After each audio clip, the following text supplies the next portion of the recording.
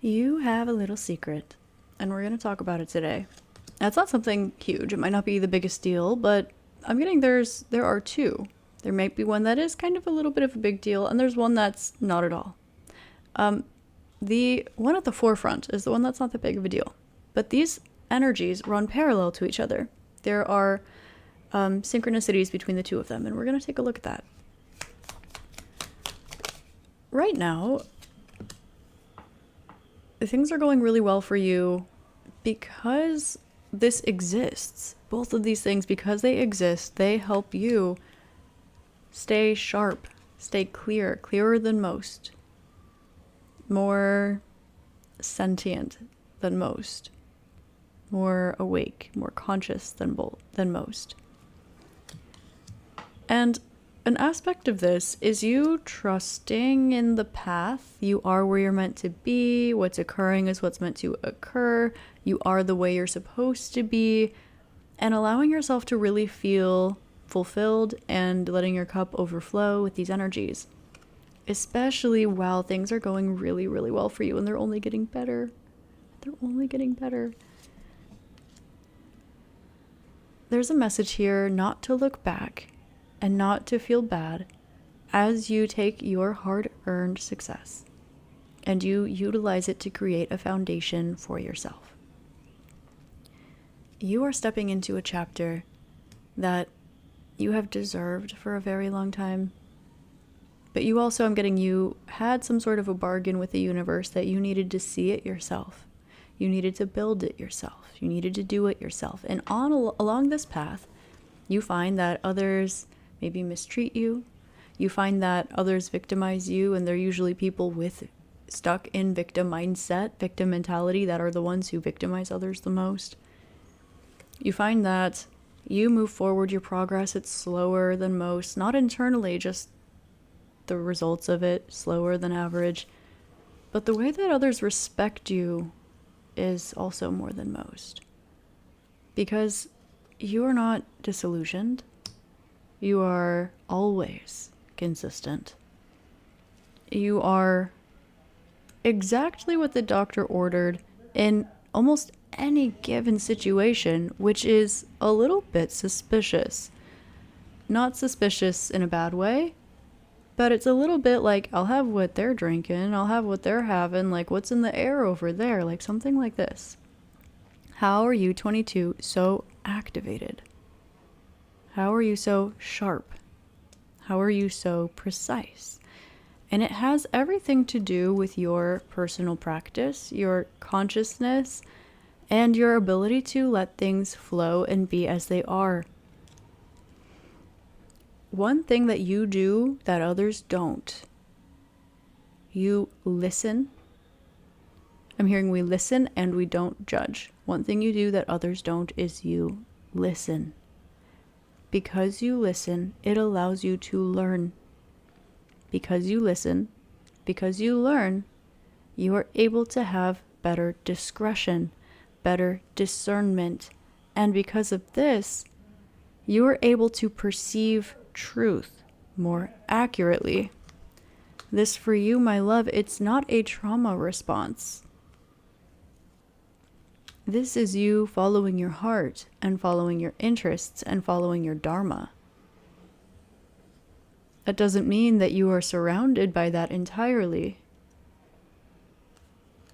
But also, you were overqualified for that room before you even stepped into it. You simply stepped into it as an act of service because you knew that there were a bunch of I'm just being shown a bunch of people in a room with no doors, and they're all trying to get out, and they're all pointing the finger at one another, and they're making up stories. Some of them just surrendered and stayed there. And you enter this room, and you say, I don't know if any of you are interested, but there's a window over there with a ladder coming out of it. And the response you get from it will be colorful at best. Why are you the one that sees the window? You think you know everything, don't you? Why you and not me that saw the window? That can't be a window. We've all been in here longer. We know that. But the thing is, you say, okay, And then you allow things to flow. People see that you said there's a window, bye, and you left out the window.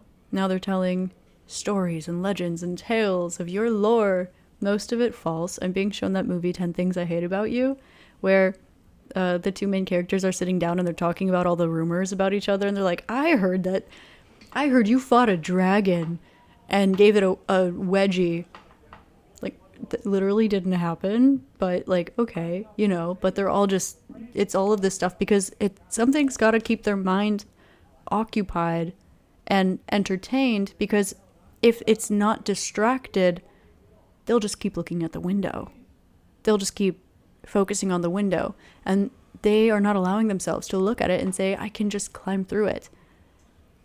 It's not that big of a deal. It's not that hard. It is possible. I can do it if I want to. All I have to do is want to. But rather, they're staying distracted, too scary, too new, too much.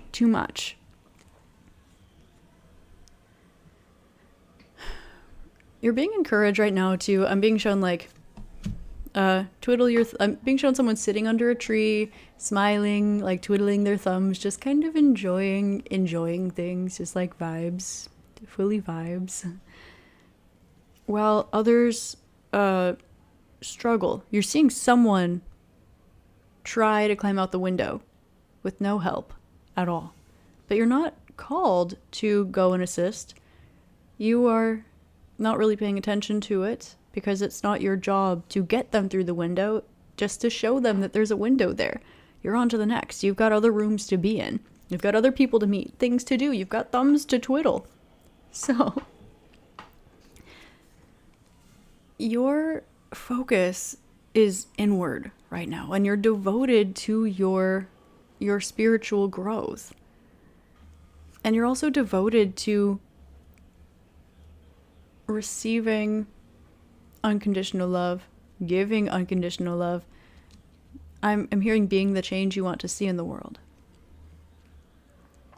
With this, you're being encouraged again to take your resources, follow your heart, follow your love, and invest in things that will have a return of investment. No more, no less. It's not opportunistic. It's not unfair. It's giving. You're not going to be victimized by people who are willingly stuck in victim mentality.